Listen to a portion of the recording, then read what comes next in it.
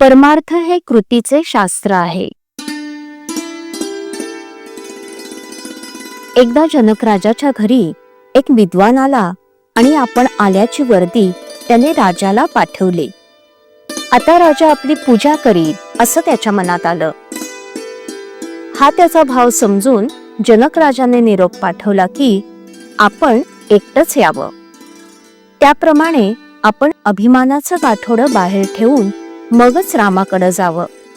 तसंच सद्गुरूच्या घरीही आपलं भांडवल बाजूला ठेवूनच जावं. मी कोण याची जाणीव जोपर्यंत राहते तोपर्यंत दुजे पण आलंच. अभिमान वाढविण्याकरता देवाकडे नाही जाऊ.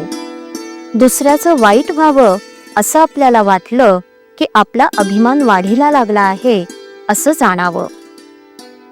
पोराबाळांवर जितकं प्रेम करता तितकं प्रेम भगवंतावर करावं. आपली आणि भगवंताची इच्छा एकच होणं हे परमार्थाचं सूत्र आहे.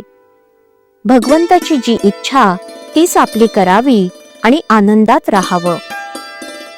अगदी निस्वार्थ बुद्धीने केलेलं कर्तव्य कधी वाया जात नाही. एखाद्या सावकाराकडे कोणाचे दागिने गहाण असले तर त्याने आपल्या घरच्या लग्नामध्ये ते वापरणं हा अन्याय आहे. त्याचप्रमाणे आपली मुलं बाळं ही देवानं आपल्याजवळ दिली आहेत.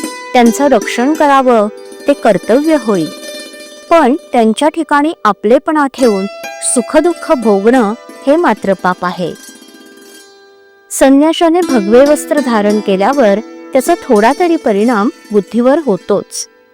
त्याचप्रमाणे आपण भजन पूजन करू लागल्यावर त्याचा परिणाम आपल्यावर दिसला पाहिजे.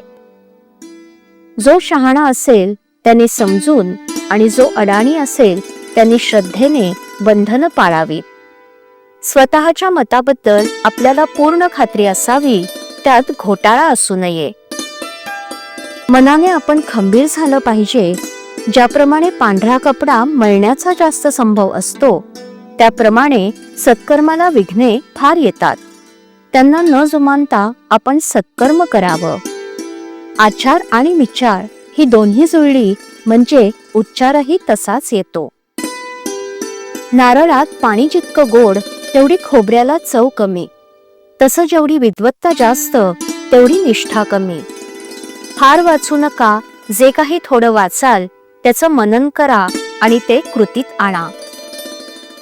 जसं वडिलांचं पत्र वाचल्यावर आपण त्यातल्या मजकुराप्रमाणे कृती करतो तशी ग्रंथवाचनाच्या समाप्तीनंतर कृतीला सुरुवात करावी. परमार्थ हे सर्वस्वी कृतीचं शास्त्र आहे. समाधान आणि आनंद हे त्या शास्त्राचं साध्य आहे. भगवंताच्या स्मरणात कर्तव्य केलं की जीवनात आनंद उत्पन्न होतो. श्रीराम.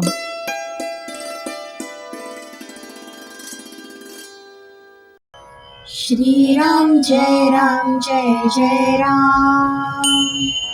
श्रीराम जय राम जय जय राम. श्रीराम जय राम जय जय राम. श्रीराम जय राम जय जय राम. श्रीराम जय राम जय जय राम. श्रीराम जय राम जय जय राम. श्रीराम जय राम जय जय राम. श्रीराम जय राम जय जय राम. श्रीराम जय राम जय जय राम.